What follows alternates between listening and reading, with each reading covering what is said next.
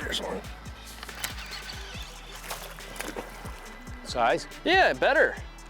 Nice one, yeah. Yeah. See, that's where they're at. They're Yep, on that they're in that shallow. edge. It's Yeah. interesting, you know. It's like a lot of times you'd think these fish, oh yeah, nicer buddy, would be on that outer edge of the weed line, but right now it's most of the bigger fish have been on the inside of the weed line.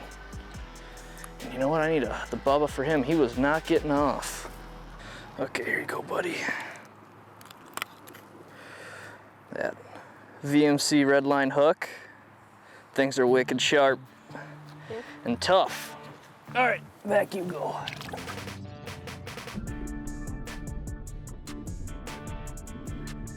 Oh yeah, there he is.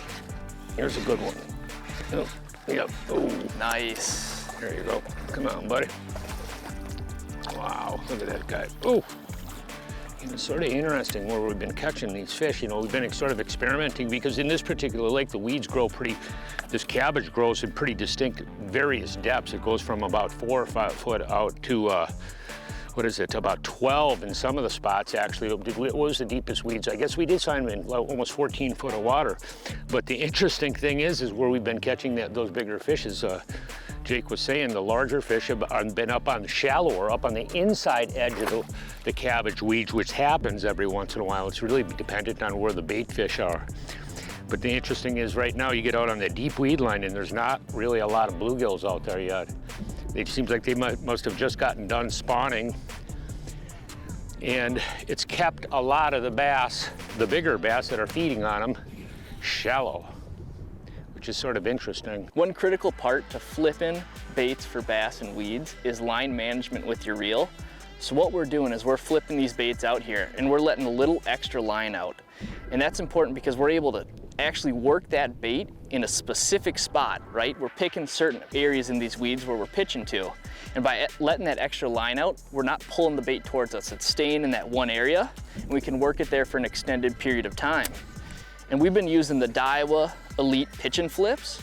Now they're an 8.1 gear ratio reel and they're really designed for pitching and flipping, punch baits, jigs, whatever you want to pitch with.